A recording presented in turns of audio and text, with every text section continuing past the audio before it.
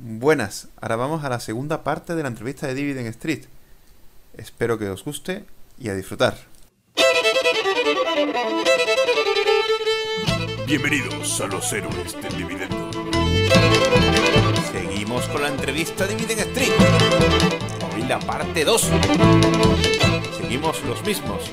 Gorka del dividendo.com, Andrea, el aquí presente, el loco del dividendo, y por parte de Dividend Street, Fernando y Felipe.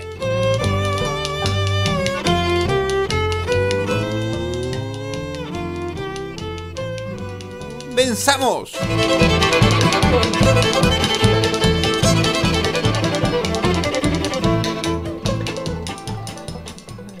Está muy bien. Bueno, y cambiando un poquito de continente, ahora que he visto que tenéis Interactive Brokers, pues la pregunta es obligada. Mercado asiático, China, Japón, Australia, ¿cómo veis estos mercados? Pues la verdad, Gorka, que nosotros de momento nos quedamos en terreno conocido, ¿eh? Es una...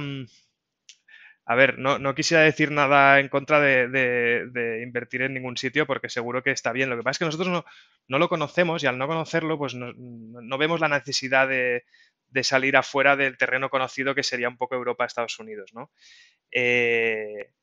Claro, yo los que tenéis contacto con el mercado asiático me imagino que lo tendréis más fácil. Yo, por ejemplo, que he conocido igual un poco más Brasil, por decir algo, pues me sería como más cercano invertir en alguna cosa en Brasil que en China, por decir algo, ¿no? Y aún así tampoco lo veo del todo claro, ¿eh?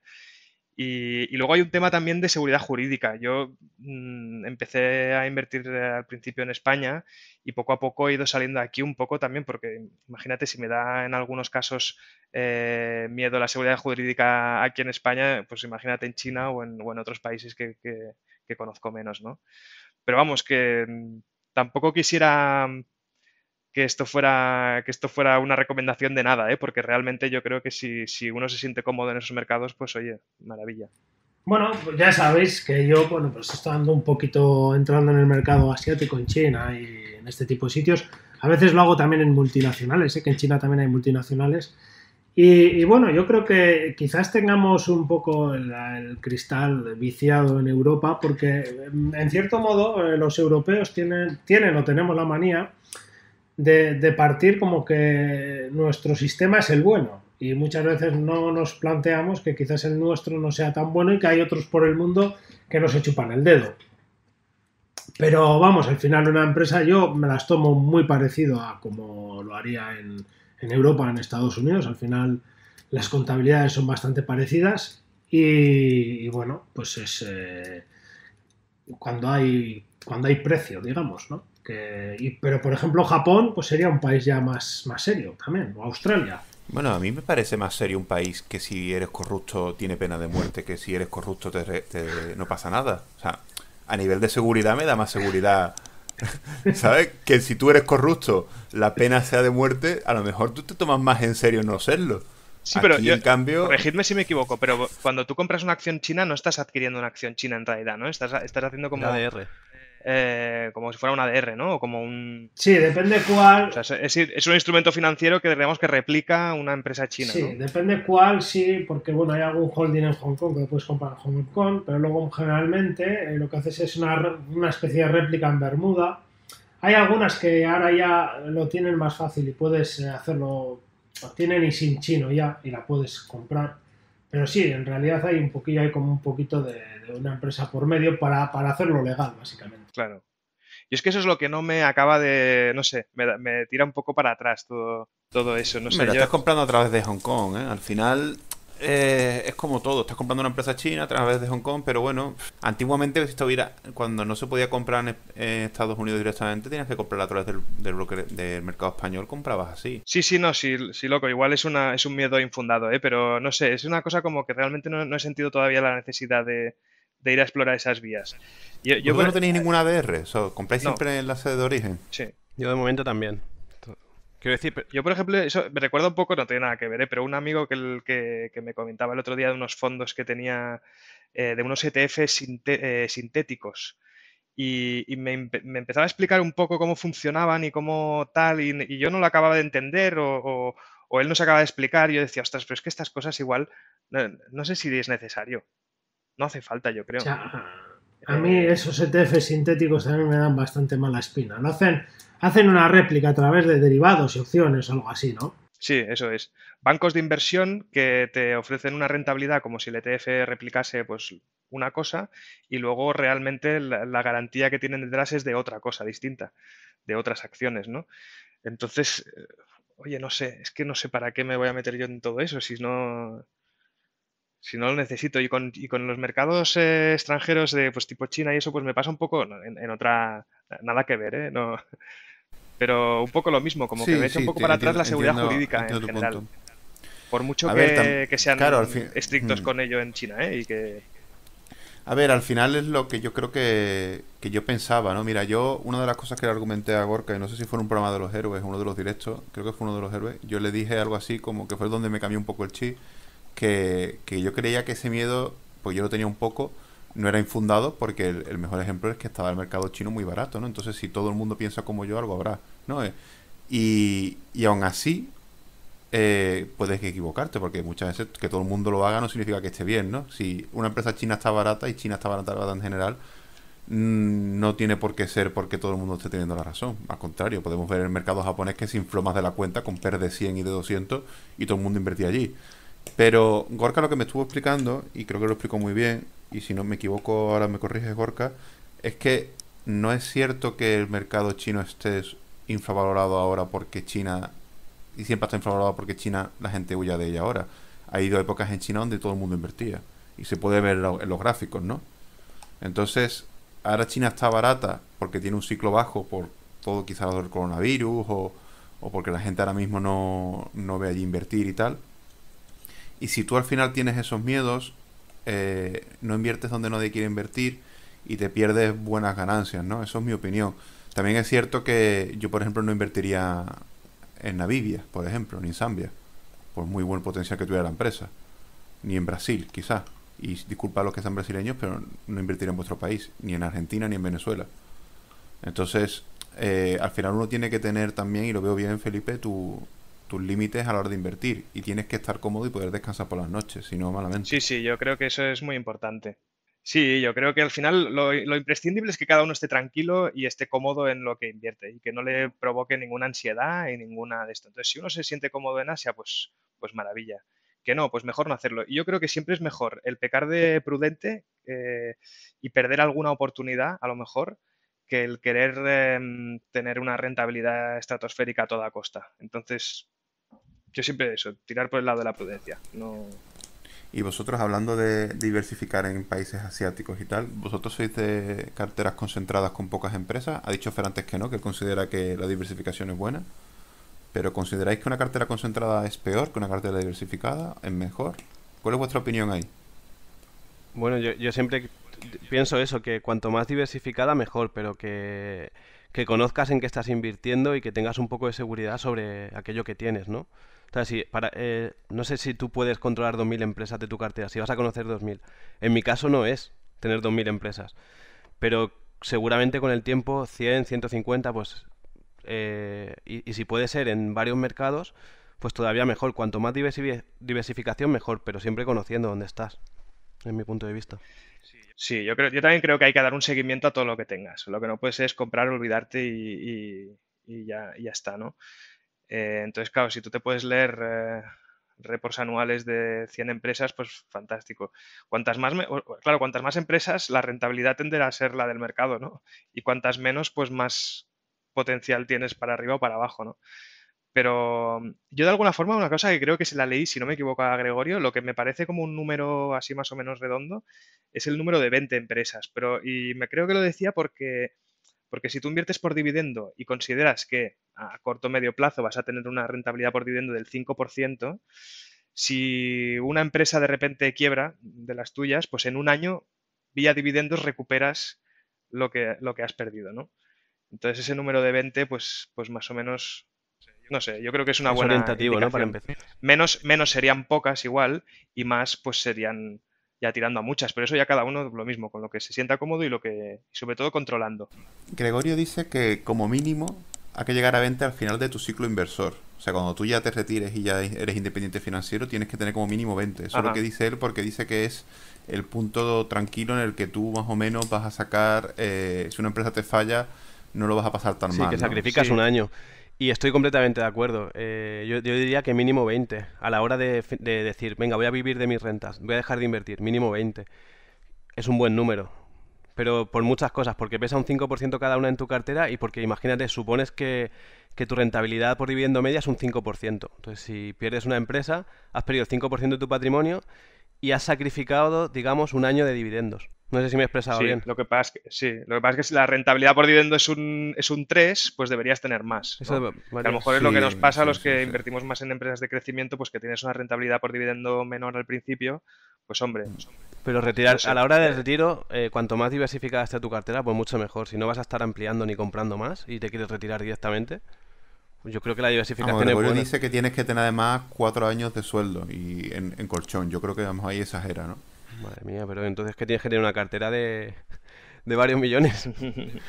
Hombre, Gregorio dice que tiene que cubrir tus costes de vida en eso, un poco más del coste y luego por si hay vaivenes con el dólar y con la libra. O por si alguna cancela dividendo. Claro, también. Y luego lo que dice él es que tienes que tener eso, 4 años que lo dijo aquí en el programa, 4 años de colchón en dinero líquido. 4 años para Porque tú- vivir, ¿no? Entiendo que de sueldo no. De colchón, Sí, sí, claro. sí, de dinero líquido por si acaso pasa algo en la bolsa, hay una caída generalizada, hay un problema económico que dura un par de años, que tú estés tranquilo. Dice que eso más que para cubrirte es para tu tranquilidad. Claro. Pues me parece una buena. Eso supongo que, claro, puede variar según la persona. A mí 4 años me parece excesivo. O sea, un año o dos, vale, pero 4 años de líquido, o sea, no sé, Bueno, tío. si eres una persona muy frugal y no tienes muchos gastos, a lo mejor tampoco es tanto. Hombre, Es que tiene yo haber creo que una los guerra. tiros O sea, van si no, por ahí, una ¿eh? guerra mundial, ¿no? Para tener 4 años ahí por la guerra mundial. Pero bueno. Sí, pero date cuenta, Juan, Duran que eso. si tú te descuentas ya los gastos de casa y tal y te tomas una vida frugal, los gastos de 4 años no son para tanto. Los gastos de 4 años mínimo, porque si yo me voy a cenar todos los fines de semana porque me da la gana, soy consciente de que si viene algo Claro. mal, no lo voy a hacer. O si me compro el iPhone todos los años, pues si vienen los años malos, pues no me lo voy a comprar, voy a tirar con el viejo. Entonces yo creo que él se va a referir un poquito a eso, a, digamos, el gasto mínimo de supervivencia por 4 años. Gastos esenciales, claro. Claro. Sí, Eso sí, igual sí, no es sí. tanto, sí. Y volviendo un poco a lo de antes de los análisis y tal, creo que, aunque hemos hablado mucho de vuestra forma de analizar, creo que de vuestra plantilla, del PDF en sí no hemos hablado tanto, ¿no? ¿Eso de dónde nace la plantilla vuestra? Eso es lo primero que empezamos a hacer de alguna forma. Cuando empezamos a analizar empresas, Fer y yo, pues nos juntamos y lo fuimos elaborando juntos mano a mano y lo fuimos perfeccionando y un poco era como nuestra plantilla para poder ir analizando empresas. Eh, y al final pues llegamos en eso, que lo que hemos dicho antes, los 3 capítulos, sobre todo de balance, cuenta de resultados y sostenibilidad y crecimiento del dividendo. Y están estructuradas más o menos así. Cada capítulo tiene pues sus subapartados y cada subapartado tiene su nota y al final hacemos el cómputo global. ¿Habéis pensado en vuestro PDF, porque supongo que será basado en un Excel, compartirlo, como he hecho yo con el mío o Rafa con el suyo? Para que Es la que lo gente del pueda- el Excel que tenemos tampoco está tan limpio, no te creas. Está O sea, que aunque bastante sucio, el PDF queda muy bonito, pero lo que Claro. es el Excel es bastante guarrillo, ¿no? Claro. Entonces, no sé. Hombre, compartirlo de momento no sé. Todas las que hacemos las compartimos, pero después publicar, pues eso, el cómo haces tú. Pero aquí quiero decir una cosa, estamos compartiendo el PDF, lo único Sí. que no compartimos es decirle a la persona, vale, dedícale 3 horas a copiarnos nuestra plantilla si quieres. Pero no te estoy Claro. pasando el Excel directamente, pero vamos, al En final... realidad, copiar y pegarlo podrían Creo que hacer, hasta en el PDF que compartimos, hasta ponemos cómo se calculan muchos ratios, pone la fórmula al lado del ratio. O sea, lo único que estamos pidiendo son 4 horas de que tú aprendas, ¿no? Como cuando Sí. vas a una No, y clase. además, más que nada, que yo creo que si alguien. Yo creo que el elaborar ese Excel a tu manera es una cosa tremendamente útil, que aprendes muchísimo si lo haces tú solo. O sea, si alguien quisiera reproducir ese Excel, se coge cualquiera de nuestros informes Una tarde. y una tarde se pone a transcribirlo. Y el que no sea en una tarde, el que lo es- haga en una semana, pero que seguramente le va a venir mucho mejor a que Ese es un ejercicio directamente tremendamente coja, formativo. a que coja nuestro Excel y se dedica a puntear datos. Que al final punteamos 12 o 15 datos en cada Excel. Bueno, por cada año, pero que quiero decir que lo ideal es que la construya esa persona. Y creo que ya han compartido varias gente, pues tiene la plantilla de otra gente, tiene nuestra plantilla en PDF. O sea, yo no la compartiría, luego la hablaremos Felipe y yo, pero Que la gente se mueva un poquito y aprenda Yo creo que además es positivo que cada uno lo haga a a su su medida. manera, ¿no? Sí, porque va a Claro. haber pequeñas cosillas que además es bueno para aprender y bueno bueno, pues para tu formación y para situarte tú como inversor. Porque seguramente, aunque nos podamos juntar 5 o 6 inversores que seamos muy parecidos, hayamos aprendido con los mismos libros y todo, vamos a tener nuestras manías y nuestras discrepancias. Y es normal, además, y cada uno se va a sentir cómodo donde se siente. Y es lo bueno, no hay Total, más. totalmente. Y eso es lo que te va a dar los matices, y cada uno tiene su propio matiz, y hay cosas que te gusta más ver en una empresa que otras. Y no sé, yo creo que eso cada uno tiene que formarse su perfil inversor y no coger copiado uno de otra persona. Sí. Y luego también que hay algunos ratios que depende de dónde leas se calculan de una forma o de otra. No sé, ahora estoy pensando, alguna vez nos han dicho pues que para el test ácido, que es un ratio para ver La tesorería, ¿no? el corriente del balance, ¿no? Pues hay quien incluye los inventarios, hay quien no los incluye, depende de la empresa. No sé. Entonces, depende de dónde lo leas, a lo mejor puede ser que haya matices y cada uno tiene que escoger el que le convenga y tiene que intentar hacer ese ejercicio de pensar un poquito en qué quiere decir todo eso y para qué sirve, ¿no? Porque si tú simplemente introduces un dato y un Excel te da un resultado, pues hombre, no. No, eso lo podría ser una aplicación. Eso al final no tiene ningún arte. Y es verdad que en esto hay un poco de arte y eso lo he hablado mucho con Gorka y Gorka piensa creo que lo mismo, ¿no, Gorka? Hombre, al final mirar los ratios, hacer tus ajustes, mirar ciertas cosas tiene una parte de arte, de experiencia, porque una cosa que es muy importante, todo el mundo habla del interés compuesto en sentido monetario, pero nadie habla del interés compuesto en sentido mental o de conocimiento. Y tú, cuando llevas una década invirtiendo, pues lógicamente, inviertes, tienes un conocimiento de otra forma y por lo tanto puedes lograr ver cosas más rápido y todo eso. Y es realmente importante, ¿eh? Cómo el conocimiento en tu cabeza también va componiendo. Entonces eso al final pues te va a dar un arte, te va a dar una forma y bueno, cuando os vayan pasando los años, lo iréis viendo. Sí, sí, la experiencia. Bueno, nosotros mismos, por ejemplo, en Dividend Street, si leemos los primeros artículos que hicimos, que es que hace poco más de un año que abrimos el blog, pues la verdad que hay una evolución y la Y habrá en la el seguirá futuro viendo seguramente. seguramente, claro. Sí. Mm. Os queríamos preguntar sobre empresas concretas y habéis analizado Intel, que la compró mucha gente ahora. Por supuesto, remito a todo el mundo que se lea el análisis, pero bueno, ¿cómo la habéis visto? Pues fíjate, bueno, para poner un poco en situación, Intel eh, presentó resultados, dijo que se retrasaban las litografías de 7 nanómetros y, bueno, y la competencia pues ya las está fabricando y hubo como mucho revuelo con eso y cayó bastante la cotización, si no me equivoco, pues de $60 a 47 o 48 que llegó a estar. Eh, Claro, eso es una caída muy fuerte y entonces pues miramos a ver un poco los fundamentales. Cuando miras los fundamentales de la empresa, la verdad que es una empresa muy sólida, o sea, es decir, sin tener ningún sesgo en nuestra plantilla ha quedado en quinta posición de las 45 empresas que llevamos analizadas. Ujú.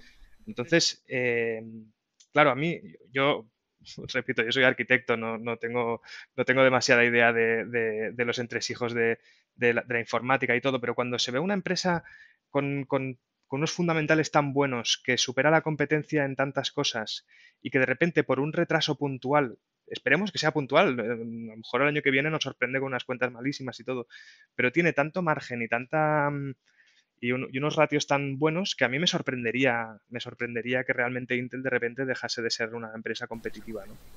No, a ver, yo como tengo un poco de conocimiento, que yo soy más desarrollador que hardware, Claro, loco, tú sabrás mucho de... pero sé más de software que de hardware, ¿eh? Lo que yo he visto y lo que he podido leer un poco es que AMD le está quitando mercado, le está quitando mucha cota de mercado en lo que son los procesadores, pero es verdad que Intel ya no es solo eso. Y creo que a lo mejor el mercado está Claro, pecando de simplista, ¿no? Pero las bueno, ventas de Intel son pues la mitad de procesadores. Entonces, sobre esa mitad, ¿qué impacto tendrán los 7 nanómetros? Pues bueno, a lo mejor tiene algo de impacto, pero Yo creo que hay una componente también de ruido y de a ver qué pasa. Lógicamente aparecerán competidores como le han aparecido a Intel durante toda su historia. Entonces, pues veremos. De momento, pues siempre se ha mantenido una posición de liderazgo, ha establecido los estándares de de todos los chips y de todo. Entonces, a ver si en el futuro, no sé.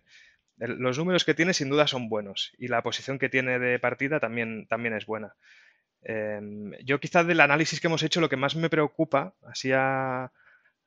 es que los 3 primeros clientes de Intel concentran una gran cantidad de las ventas. Si no me equivoco, un 40 y pico %. Y son HP, Dell y Lenovo. Entonces, entre esas 3 marcas de fabricantes de ordenadores, suponen el 41% de las ventas de Intel. Y eso es igual lo que, no sé, igual me parece como más frágil que si de repente hay un retraso puntual en una tecnología concreta. Sí, pero cuenta que si vamos a ver, si por ejemplo Dell se va a la quiebra, lo más probable es que el sustituto que vaya a vender ese ordenador no le quede otra que comprar el procesador Intel. Tampoco es que Dell lo compre por gusto. Entonces, Claro, bueno, sí, eso es. ahí en ese sentido están bastante protegidos. Nos tenemos que preocupar del Sí, parece que los contratos son bastante rígidos de eso, pero si pasa como con Apple, que Apple sí que ha dicho pues que deja de comprar chips de Intel, pues Apple era un 3% de las ventas. Entonces tampoco es un impacto tan grande. Pero claro, si de repente lo hace pues eso Dell y se va con la competencia, pues eso no sé. Igual sería lo más peligroso de esa empresa. Por lo demás, pues sí, perderá cuota de mercado, pero como lo han hecho muchas otras empresas que luego han triunfado.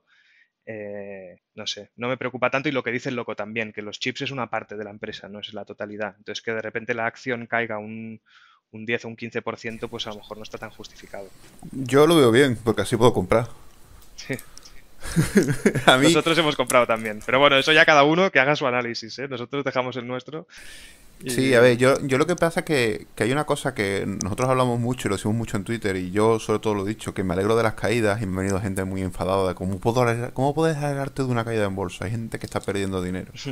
Y claro, yo entiendo que a lo mejor alguien que ya está con la independencia financiera, pues a lo mejor que haya estas caídas pues le ponen más nervioso. Nosotros que ahora mismo estamos en construcción de la cartera, al menos en mi caso y creo que en el vuestro también, ¿no, Felipe? Nos viene genial, sí. Claro, entonces es que hay que aprovechar estas caídas. Y hay una cosa que dijo Antonio Rico en Twitter hace poco, hace un mes creo así, que la gente no está entendiendo que lo mejor que te puede pasar cuando estás construyendo la cartera es un mercado bajista. Y eso estoy muy de acuerdo con él. Que gente que está en construcción de la cartera se alegre que la bolsa suba es un error. Claro. Porque tú estás construyendo la cartera, a ti lo que te interesa es que la gente esté asustada y vendiendo. Y cuanto más está vendiendo, mejor. Lo que pasa es que yo creo que también tiene un factor psicológico y creo que cuando tú estás en fase de construcción, no todo el mundo es capaz de, cuando todo el mundo está yendo en una dirección, tú ir en la otra. Sí. Hombre, sí, yo estoy totalmente de acuerdo contigo, solo que los resultados tienen que ser al revés, ¿no? de la cotización. O sea, si una empresa cae porque sus resultados caen, pues también tampoco nos conviene a ninguno. Pero sí, o sea, no sé, por ejemplo, volviendo a Intel creo que está ahora un PER 9 o por ahí, ¿no? Y los números son buenísimos. Claro, llevar una empresa con estas características a un PER 9, pues hombre, pocas veces se ve. A ver si vas un poco más. Y chicos, ¿Cisco la habéis analizado? Sí, la tenemos analizada. ¿Y cómo la habéis visto esta? Pues hombre, Cisco dio buena oportunidad ahora en marzo. La verdad que cayó bastante, luego se recuperó. Hombre, pues es una empresa muy buena. Cisco tiene la historia un poco empañada porque tuvo una burbuja tremenda. En el 2000, ¿no? Para la burbuja del 2000. Sí, en el 2000 o así, que me parece que es como la empresa que siempre se cita como ejemplo de que no toda buena empresa se puede comprar a cualquier precio. Pues entonces a quien la compró en esa época, pues apenas, no sé si apenas se ha recuperado o Yo casi creo que a máximo no ha vuelto a llegar, ¿eh? o no ha vuelto a llegar igual, sí. Pero no, bien, la verdad que nos parece una empresa bastante potente. Vale, sí que sé que el loco os quería preguntar por ella. Sí, a ver, yo sobre todo lo de Cisco, que he visto un poco que tenéis bastantes tecnológicas y es verdad que la gente que invierte en dividendos y sobre todo un poco por la influencia de Gorio nos dicen, no, las tecnológicas hay que huir porque dependen de las modas, pero yo, por ejemplo, Cisco o Intel creo que les afecta menos las modas porque son quizás más picos y palas, como diría Gorka, que a lo mejor le pasa a Apple, ¿no? Yo a Apple sí la veo que dependería un poco más de las modas, aunque llevo un tiempo pensando que Apple se está convirtiendo en un producto más de lujo que de moda, ¿no? Sí, yo Apple es de las que me arrepiento de no haber comprado en su momento, como supongo que mucha gente. Claro, yo con Fer he hablado mucho de este tema en el programa y tal, y siempre he dicho que yo creo que Apple en cualquier momento pasa la moda porque sus productos no, y con Gorka lo he hablado en algún directo, creo que sus productos no tienen ninguna ventaja competitiva con los otros, pero es verdad que, esa es mi opinión, sé que aquí hay muchos que piensan que no, pero hay una cosa que estoy viendo yo en Apple, saca un producto como la repisa esa que valía 1.000 euros y la gente la compra.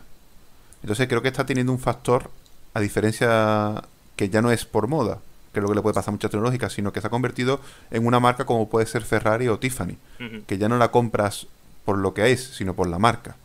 Y el factor de marca en una empresa, como se vuelva de lujo, ya la gente la compra porque es de lujo. Y yo soy rico y la puedo comprar. Y eso Apple está tirando por ahí y le está funcionando. Pues mira, fantástico. Eso digamos que es un añadido más y muy positivo a esa empresa.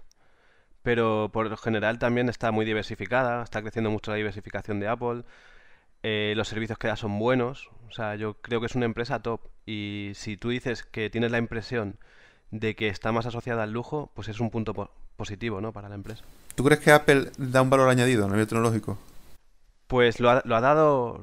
bueno, tampoco soy un experto, en tema de informática a nivel tecnológico, pero yo creo que sí que lo ha dado. Por ejemplo, cuando empezó, yo recuerdo que entraban muchos virus en Windows y en el Macintosh no entraba ningún virus, ¿no? O sea, siempre ha estado muy... Cuando sacó los iPad, el iPod o el iPad, que es el MP3 de Apple, yo creo que estaba muy por encima de la competencia. O sea, yo creo que siempre ha estado ofreciendo un servicio muy bueno. Pero tampoco, si tienes un Ubuntu, tampoco te entraban virus. Sí, pero yo estoy con Fer también yo he tenido muy pocos productos Apple, pero son buenos. Personalmente, pero los pocos que he tenido siempre me han sorprendido como de que, anda, estos van un paso más allá, ¿no?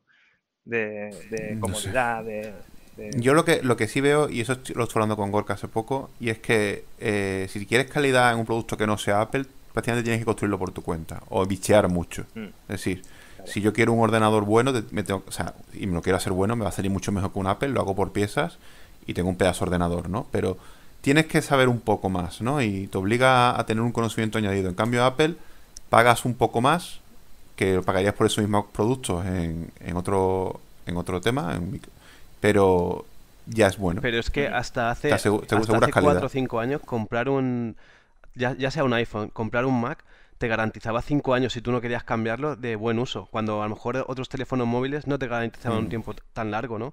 Al final vas cambiando por lo que tú dices también, porque son modas, pero ese Apple se veía como un producto bueno, y es verdad que muchas cosas han aguantado. Quiero decir, personalmente yo me compré un ordenador en 2014 y funciona perfectamente después de 6 años. No es fácil encontrar un ordenador así, ¿eh? Yo tengo uno aquí que tiene ya 10 años. Y te va de lujo, ¿no? Y aquí en Sevilla. No, porque yo cuando me fui a Madrid me compré otro por pieza. Aparte a mí lo que me da pereza es montarlo. Yo ya me estoy volviendo muy sibarita, pero quiero comprarlo por pieza. Entonces encontré en internet un tío que tiene una tienda, no sé en qué pueblo, típico friki con su tienda, y la verdad que me gustó. Hablé con él, le dije, mira, yo lo que quiero es un ordenador que cubra tal cosa, y que me lo montes tú. Yo no tengo ganas de montarlo. Y el tío me cobró creo que 20 euros por montarlo, me buscó las piezas que yo le pedí, y encantado. Y este es igual la pieza. Este lo tuve que montar yo.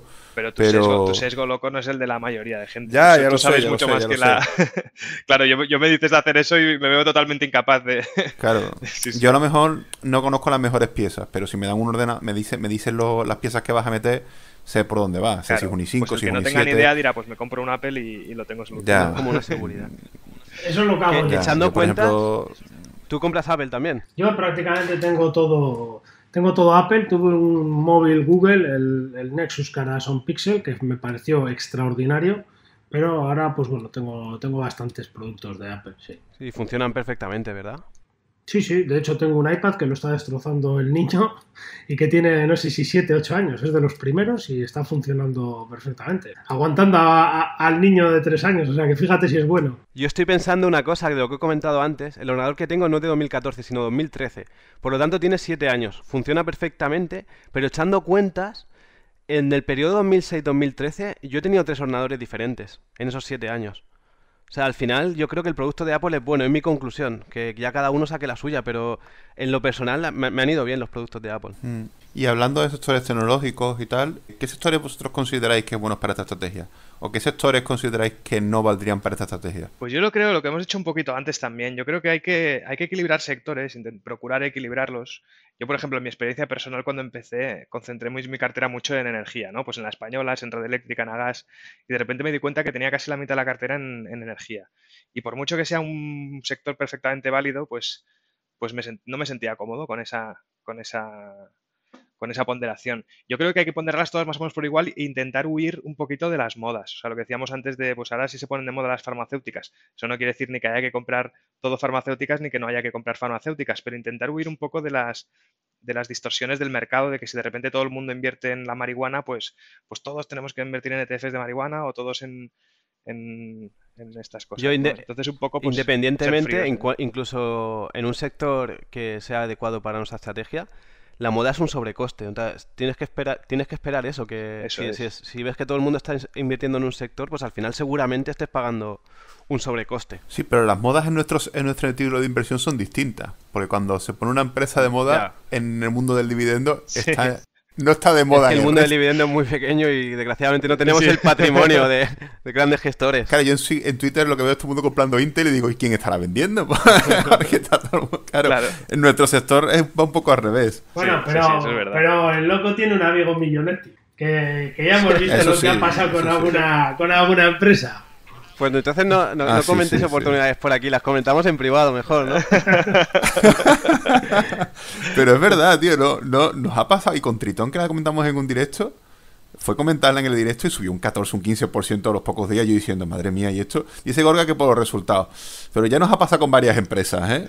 De yo decir, de repente, ¡pum! Para arriba. Con ventas pasó, por ejemplo. Bueno, volviendo a la pregunta, ¿qué sectores consideráis que no son buenos para para esta estrategia y cuáles consideráis que sí? Según vuestra visión del Yo no me dividendo. quiero mojar demasiado, me iría como lo que dice Felipe, los que están de moda como temas marihuana o no sé, a lo mejor incluso ahora los cripto, que no sería, que no es un sector en sí, ¿no? Pero todo lo que está de moda, pues creo que nos afecta negativamente. Así en un sector... O sea, ¿vosotros consideráis que cualquier sector valdría para esta inversión? O sea, por ejemplo, los aeropuertos valdrían, los infraestructura, o sea, cualquiera. O sea, no hay ningún sector que vosotros consideréis que a lo mejor es demasiado cíclico para esta estrategia. Yo creo que si pillas una... Está mal dicho de hoy pillar, ¿no? Pero si encuentras una oportunidad, pues casi cualquier sector puede valer. Que me corrija Felipe si no, a lo mejor hay alguno que no vale, pero... Sí, yo creo que sí, no sé, ahora se me está pasando por la cabeza, pues a lo mejor los automóviles, que es muy cíclico, o empresas así como de construcción o tal, pero realmente depende. Yo creo que hay que analizar un poco caso a caso más allá del sector. Yo creo que el sector es como un segundo filtro. Cuando tú tienes tu cartera hecha, si te das cuenta que un sector pesa mucho más que el resto, pues hombre, procurar rebalancearlo eso de alguna Eso forma. es más como un aviso, ¿no? Para decir, mira, mi Sí. cartera pesa mucho en este sector, voy a intentar comprar en otros sectores, pero igual... Pero yo creo que es mejor la empresa específica, porque igual hay empresas sobre el sector del automóvil que vayan de perlas para nuestra estrategia. No sé. Incluso las minas consideráis que son tan cíclicas para Las nuestro sector. minas, hombre, no sé. Yo la única de ese tipo que tuve ya no la tengo, fue Compass Minerals. Ah, esa tengo yo. Que esa la tienes tú, me parece, sí.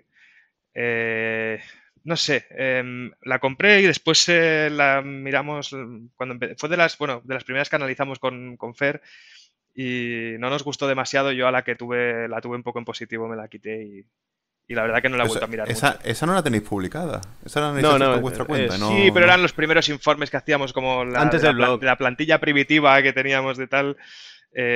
Sí, no, artículo no hemos hecho, la verdad, de esa. Podría ser una opción, pero... Gorka sí que la tiene, ¿no? Me parece.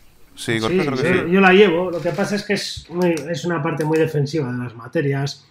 Y luego todo este tipo de empresas depende mucho del precio de la materia base, ¿no? Entonces, este tipo de empresas, si las compras yo, tras muchos años de experiencia, ahí discrepo y yo creo que puedes comprar este tipo de empresas en el ciclo bajo, pero cuando llega el ciclo alto, la mejor idea va a ser... Es quitarlas. Y una preocupación menos, ¿verdad? O sea, al final son empresas que... Sí, porque se te puede torcer... Todos los chicharros, todas las empresas cíclicas, pues es que personalmente no son mis inversiones favoritas si yo sigo fielmente mi teoría de decir, yo compro para mantener. porque al final te dan una preocupación añadida. Tú compras empresas mucho más defensivas y vives mucho más tranquilos si las has encontrado en una buena oportunidad, por ejemplo. Si nos ponemos a hablar así, pero no estamos hablando de sectores, estamos hablando de particulares de empresas, ¿no? De si son cíclicas, si son más estables. Hay sectores más cíclicos que otros, ¿eh? Sí. Y al final les afectan a la Los empresa. hay, por ejemplo, las petroleras o... Hay sectores más cíclicos que otros, pero bueno, yo me enfocaría más en la empresa y... La banca. La banca es muy cíclica Claro, también. yo por ejemplo, hay sectores en los que no invierto, pero ya no porque crea que no pueden ser buenos, que a lo mejor sí que puede haber en ese sector una empresa que se adapte a la estrategia. Pero yo, por ejemplo, pues la banca intento evitarla, también después del análisis que hicimos de Santander y entenderlo un poco mejor, pues todavía más. Yo, por ejemplo, el sector del tabaco no invierto, pero eso ya por un tema un poco más, llámale ético o como sea, a mí me ha costado mucho dejar el tabaco y no quiero verme ni invirtiendo en ese tipo de empresas. ¿Y qué más? Y luego en los rates, yo tampoco tengo ningún rate, la verdad. Yo en inmobiliario pues tampoco entro demasiado. Pues para esta estrategia los rates son bastante buenos, ¿eh? Sí.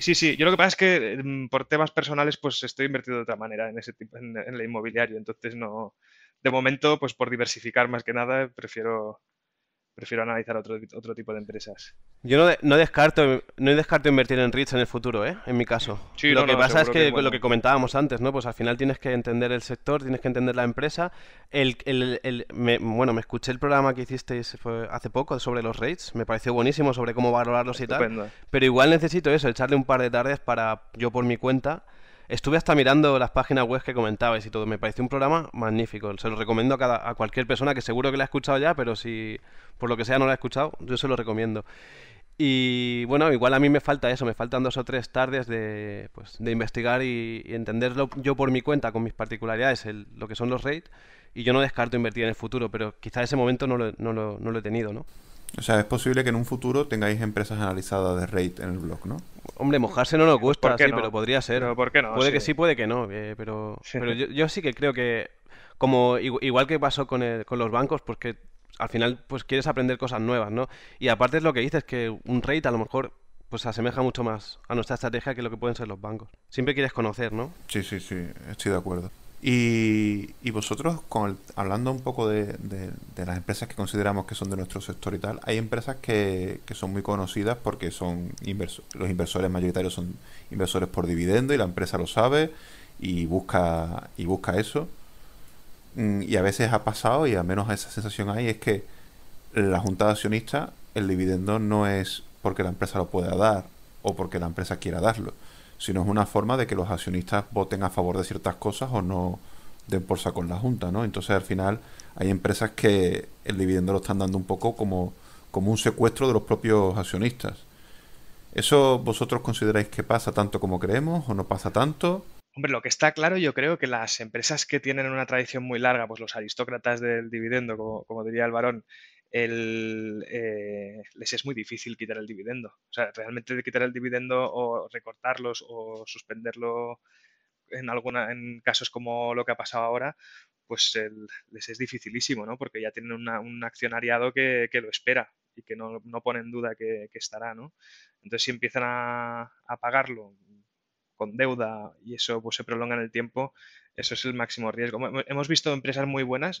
Yo recientemente en el blog pusimos la de Union Pacific, por ejemplo, que es una empresa excelente, pero que realmente da la sensación de que agasajan demasiado al accionista. Y mira que lo digamos nosotros, que invertimos por ello, tiene tela, pero es que realmente ves cómo sus números año tras año van empeorando, sus fundamentales, por retribuir demasiado al accionista. Entonces eso sí, yo creo que hay que tener cuidado con eso.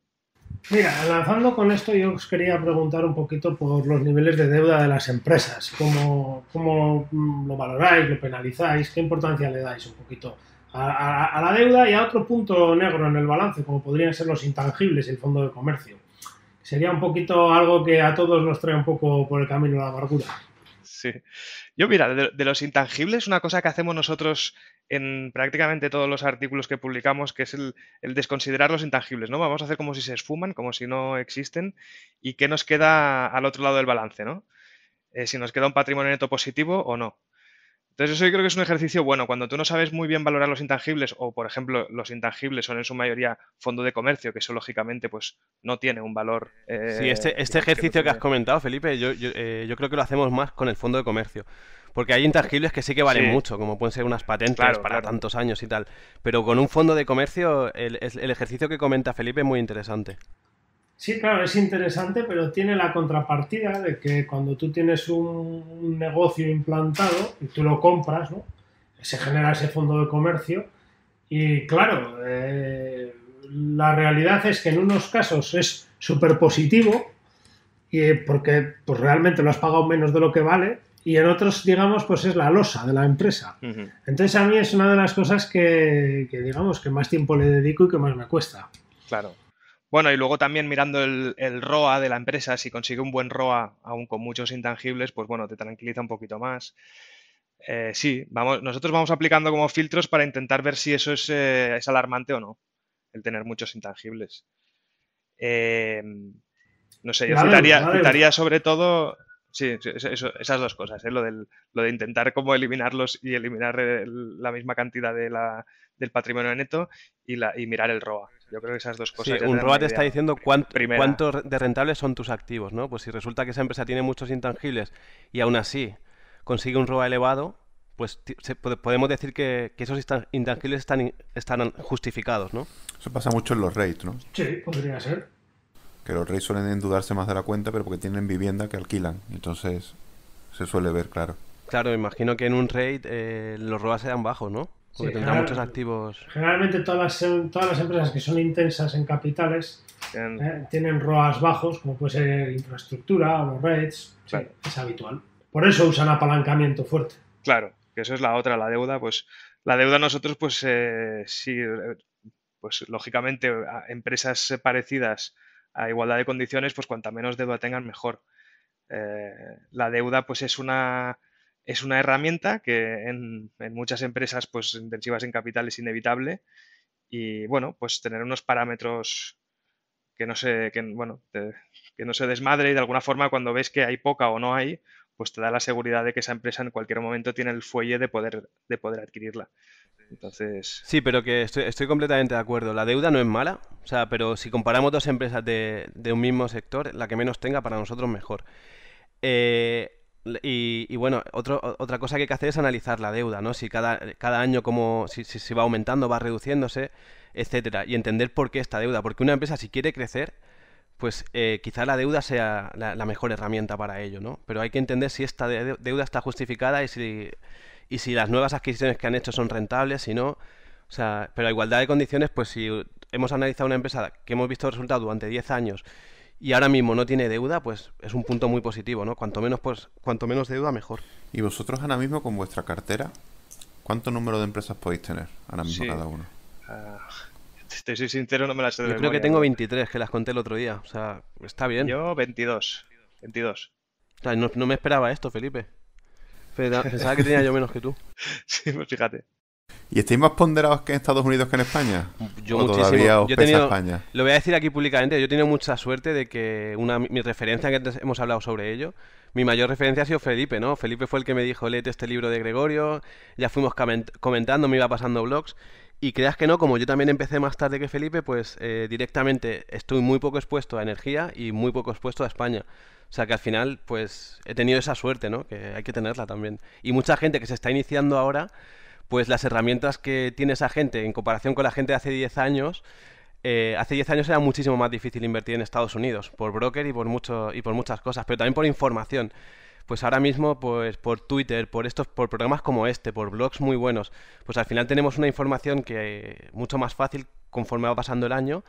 Y invertir en Estados Unidos no es ningún problema en estos momentos. De hecho, estáis invirtiendo ahora en China y estáis explicando a la gente cómo invertir en China y tal. O sea que al final, pues que Sí, sí, las herramientas a van disposición de mejorando. todo el mundo cada vez crecen exponencialmente. Os digo una cosa, Fer, aprender de errores de otros es lo mejor que se puede hacer en esta vida, porque es lo que más nos cuesta.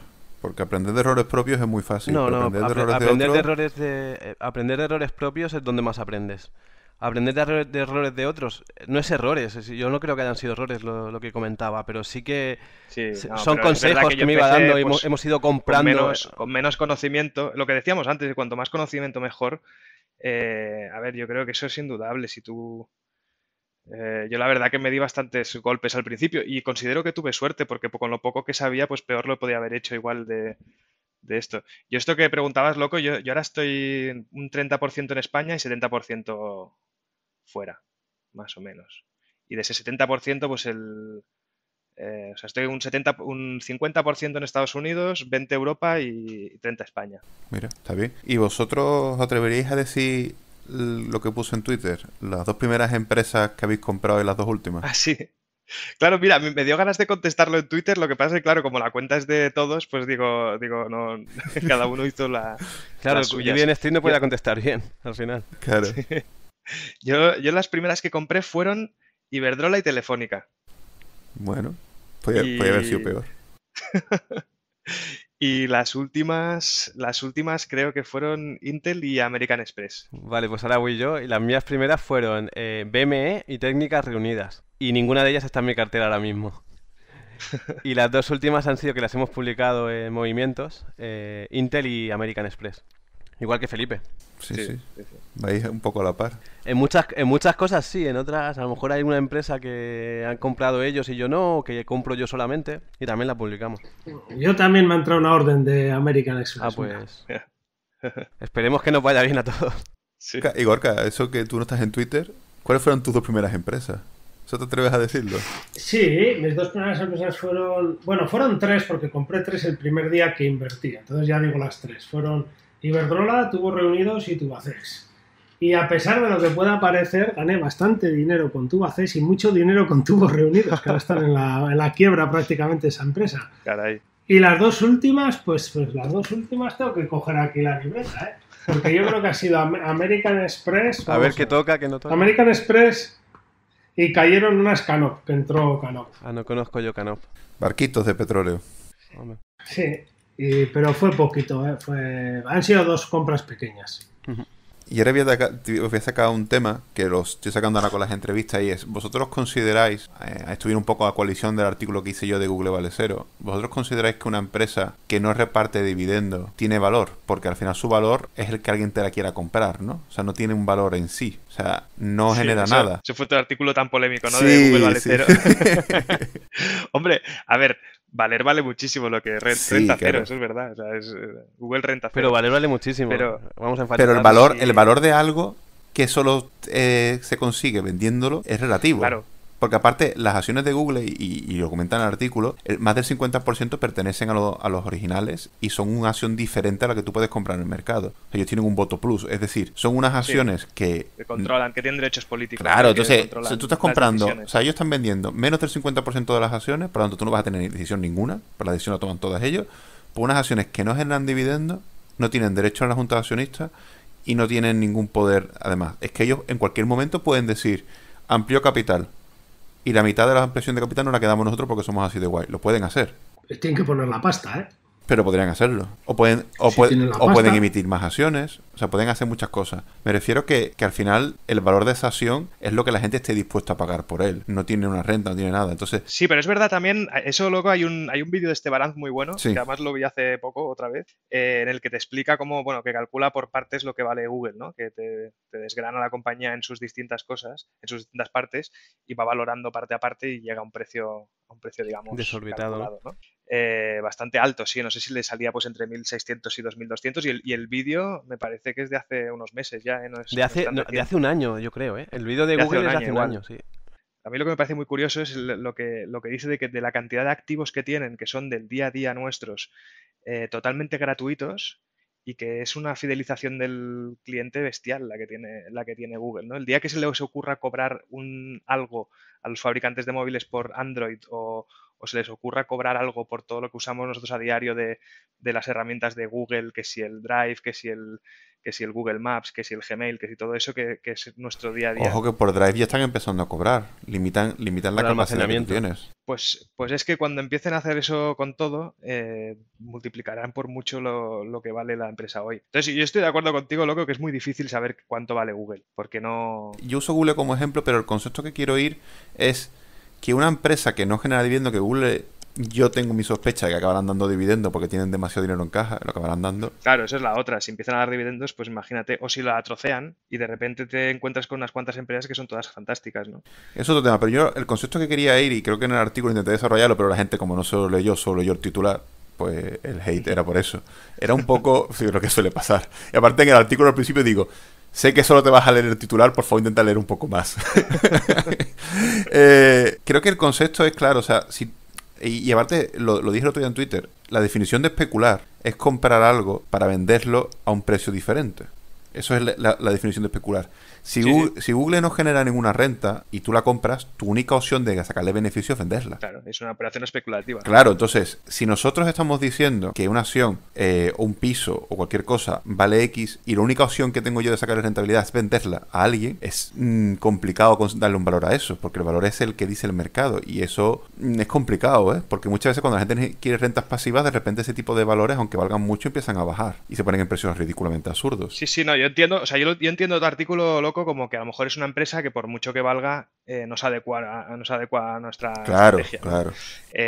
Sí, en eso totalmente de acuerdo. Lo que pasa es que es una empresa tan, no sé, yo le veo tanto potencial que igual lo podría incluso entender como en un tipo de inversión aparte, o sea, como si, no sé, un segundo colchón de seguridad, tener unas cuantas acciones de Google, ¿no? Yo lo veo como el tema de un piso, que tú tienes un piso en una zona que no se alquila, porque ahora mismo no tiene la zona de habitabilidad, porque la zona además está alejada de la mano de Dios, porque está en medio de un monte, o mil cosas, pero tú tienes la teoría de que ese piso en un futuro se va a poder alquilar porque va a pasar una carretera, porque no sé cuánto, porque no sé qué. Yo entonces te compro. Tú al final tu único objetivo es vendérselo a otra persona que tenga esa misma fe que tú, que ese piso en algún momento se pueda alquilar. Pero si de momento esa fe empieza a tambalearse, tu acción de repente no vale nada. En cambio, si tu acción ha ido generando rentas y tú las has ido invirtiendo en otras cosas, aunque la empresa desapareciera, tú la has sacado beneficio. Sí, pero de todas formas, loco, eso podrías decirlo, por ejemplo, del Bitcoin, ¿no? O sea, decir, pues, pero para mí Google no es el Bitcoin.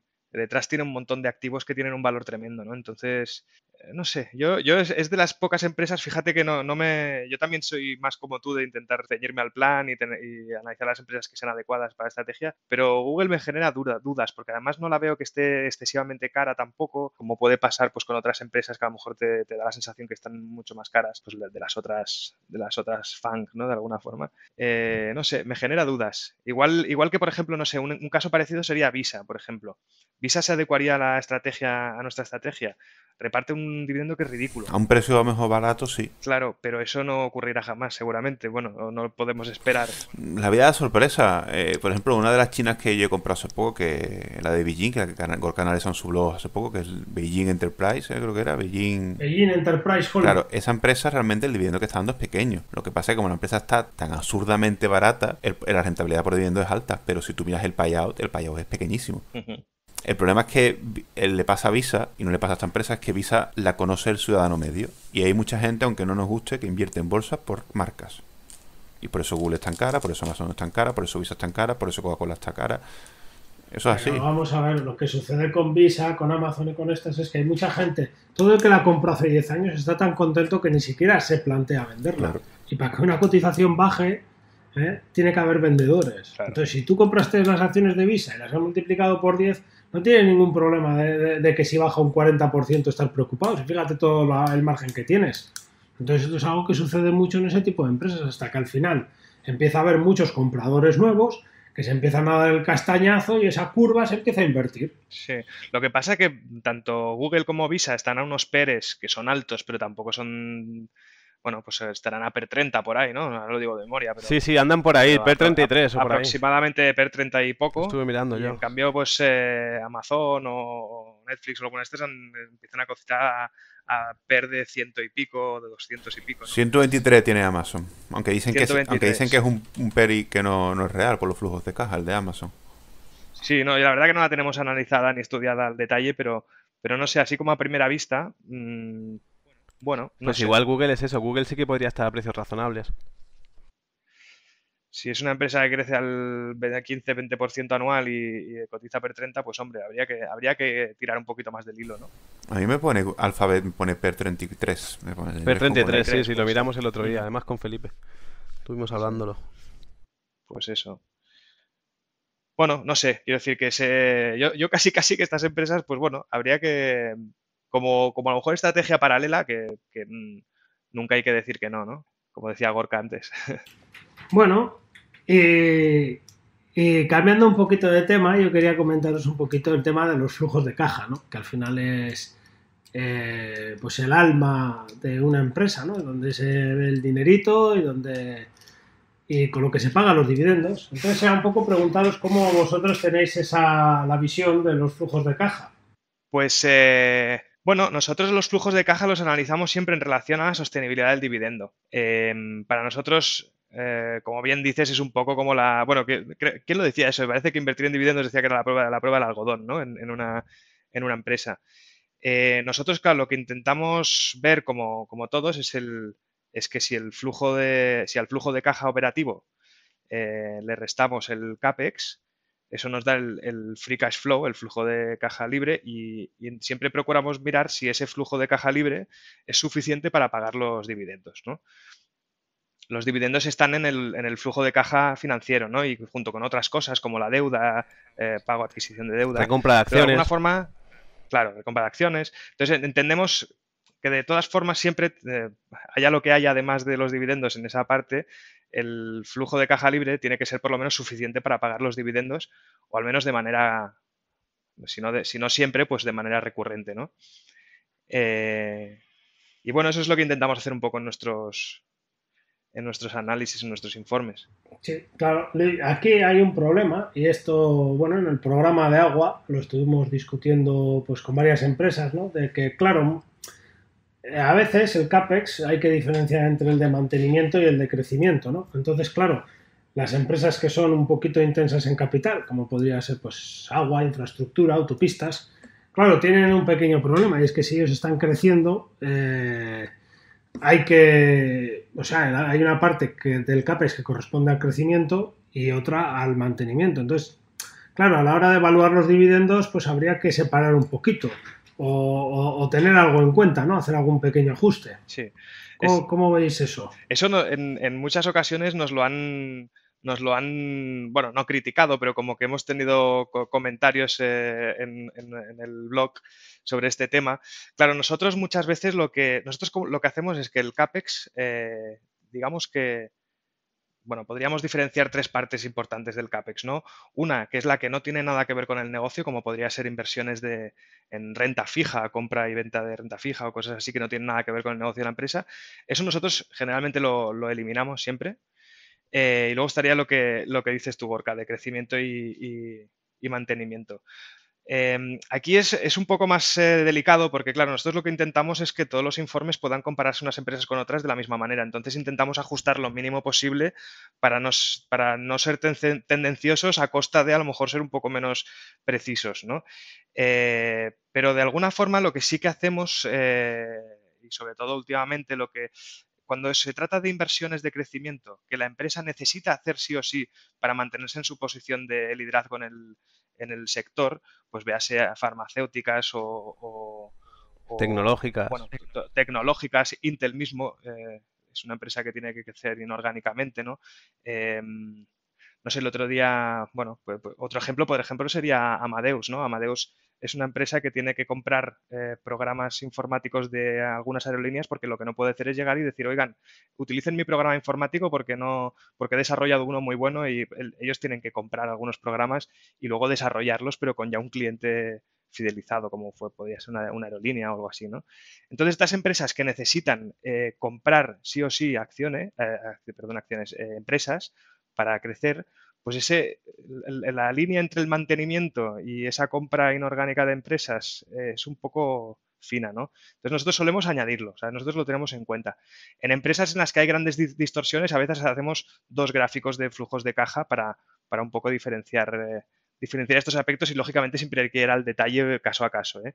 Pero sí, o sea, entendemos perfectamente lo que comentabais en el programa del agua, que además estuvo súper interesante. Y básicamente, Felipe ha hablado muy bien, o sea, gracias Felipe, que básicamente entendemos que depende de la empresa, muchos CAPEX que nosotros entendemos en una empresa convencional que puede ser de crecimiento, a lo mejor es para esa empresa de mantenimiento. Por lo tanto, tenemos que el análisis del CAPEX, digamos que hay que analizarlo con pinzas y ser un análisis interpretativo, ¿no? No para todas las empresas crecer, nosotros lo vemos, significa, bueno, algunas están obligadas a crecer, que lo ha explicado súper bien Felipe. Entonces, para nosotros, ese CAPEX de crecimiento, nosotros lo interpretamos como mantenimiento porque lo necesitan, para mantenerse líderes en el mercado. Sí, muy bien, así, vamos, es precisamente así y bueno, pues como es un tema muy delicado, pues bueno, pues había que comentarlo. Sí, no, genial. Y además es una cosa que siempre se tiene que, o sea, que es donde más miga interpretación y cuando hablabais de que es un arte invertir, pues aquí es donde hay los matices, ¿no? Cuando interpretas este tipo de cosas.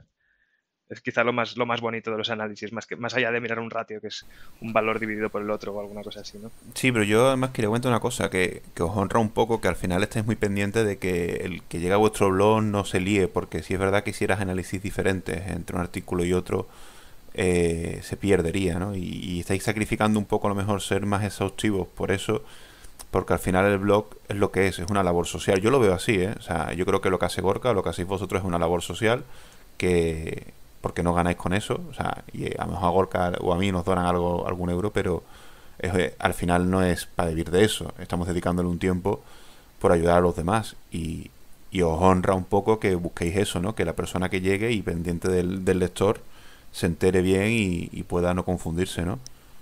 Sí. Y lo que decíamos antes, que al final ser estrictos de cara a la galería, ¿no? De alguna forma, también nos hace ser estrictos con nosotros mismos. Que es muy curioso cuando retomamos informes y análisis que habíamos hecho pues antes de tener el blog, cómo hemos cambiado de parecer con algunas empresas que son los mismos números, ¿no? Pero cuando intentas ser un poquito más estricto, pues lógicamente la analizas mejor, ¿no? Bueno, y por ir cerrando ya el programa, que llevamos ya casi 2 horas y media, queríamos preguntaros la pregunta que siempre hacemos a todos. Creo que Fernando no creo que la contestó en un programa, pero no la vuelves a contestar por si ha cambiado. Y la pregunta es la siguiente: ¿qué empresa no tocaríais ni con un palo? Es decir, no meteríais nunca nada. ¿Y cuál meteríais toda vuestra liquidez? Bueno, yo, a ver, toda la liquidez, lógicamente, con ninguna, pero si entendemos la pregunta como qué empresas nos gustaría tener a un buen precio. No, tú imagínate que solo pudieras invertir en una por una ley española que sale. Solo puedes meter un dinero en una sola empresa. ¿Cuál sería? Pues la verdad, loco, que no te sabría decir, ¿eh? Y fíjate que la montaría yo. Que es que todo el tema del... Es que no... Os podéis mojar, no me seáis Gregorio. Gregorio no se mojó, pero vosotros podéis mojar. Yo te diría las primeras de nuestro ranking, pero claro, me dice, ahora mismo la primera del ranking, si no me equivoco, es T-Row, creo. Sí. No. Pero no me atrevo a contestarte eso, pero bueno, si tuviera que ponerlo... Pero dices la liquidez que tengo ahora, ¿no? Sí. No que toda mi cartera tuviera que ser esta, sino toda, que la liquidez que tengo... Bueno, toda vamos a suponer que toda liquidez. Pero vamos, la idea sería toda. La idea sería como que tú no puedes tener más acciones. Claro, T-Row, las primeras que tenemos en el ranking es T-Row, Microsoft, Nike... bueno, pues en alguna Apple, de esas. Cisco, está muy arriba también. Sí. Intel está la quinta. Ah, es verdad. Intel está la quinta, es que Intel se ha incluido hoy, todo hay que decirlo. Inditex, que es la cuarta. Sí, no en Inditex. Sí, pues Inditex en alguna de esas. No sabría decir, loco, la verdad. Y bueno, ¿y en cuál no? Ni mirarla de lejos. Pues en cuál no. Yo la verdad que no sé, entonces eso es lo que decíamos en las modas. En las modas no metería nunca nada. En bitcoins o cosas así. O sea, claro, hay mucha gente que nos dice siempre, pero bueno, hay mucho más potencial de ganancias si inviertes de forma así como especulativa, y por supuesto tienen razón. Pero yo en estas cosas que no tienen ningún fundamental detrás o que es muy difícil, que es todo humo, ¿no? Como criptomonedas y cosas así, yo eso no... El Bitcoin está respaldado por el mercado negro los intercambios de armas, la trata de blancas, la prostitución, los pederastas, hombre. Esos son mercados emergentes, al fin y al cabo. Sí, son... Como el billete de Franklin Claro, no se usa para todo los eso. mercados emergentes están ahí, ¿no, hombre? Tiene un respaldo que los sicarios también se usan al Bitcoin.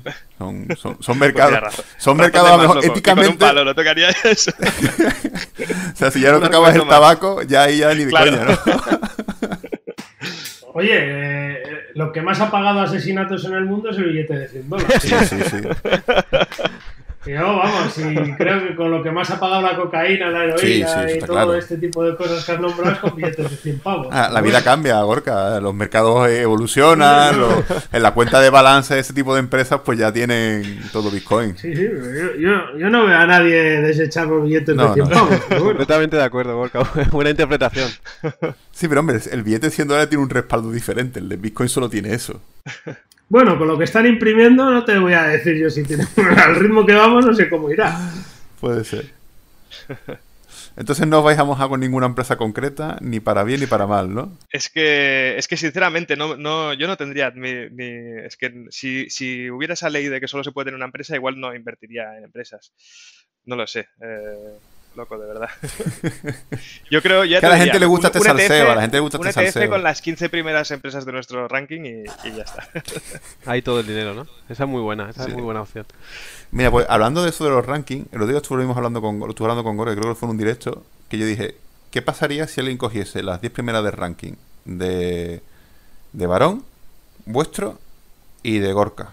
Las compró hace 10 años, ¿cómo estaría ahora? Pues no lo sabemos, pero a mí no me importaría probarlo. No estaría Yo ya te digo descontento, que No estaría contento. descontento. Estuvimos viendo En cualquier y no, momento, o sea, ¿no? En cualquier momento del mercado, ¿no? Y aparte, coincidían muchas, es cierto, los rankings. Al final se pisaban algunas, por ejemplo, T-Row se pisaba y otras sí, pero no salía una mala cartera, ¿eh? Serían 30 empresas, menos de 30 empresas. Muy buena, ¿no? Sí. Y yo lo que quiero cerrar un poco con eso, creo que ahora mismo esto no existía, estos blogs como el de Gorka, el vuestro, el de Barón, son una labor social muy grande porque obligan a la gente a, ya incluso para leer vuestros artículos, a tener que entender de análisis fundamental.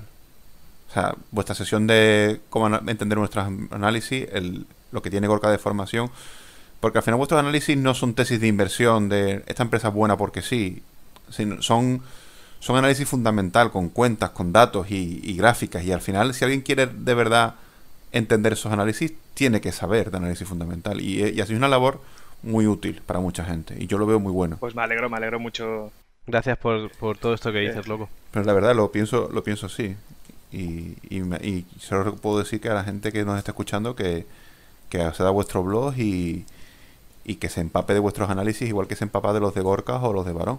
Al final, y aparte es muy bueno que nazcan blogs así. Yo animo a que todo el mundo que esté analizando y se quiera crear un blog lo analice, porque es muy bueno, si tenemos una empresa analizada por Gorka, por ti y por Barón, ver las diferencias. Porque a lo mejor yo analizo, veo algunas cosas, pero ver 3 o 4 análisis ayuda.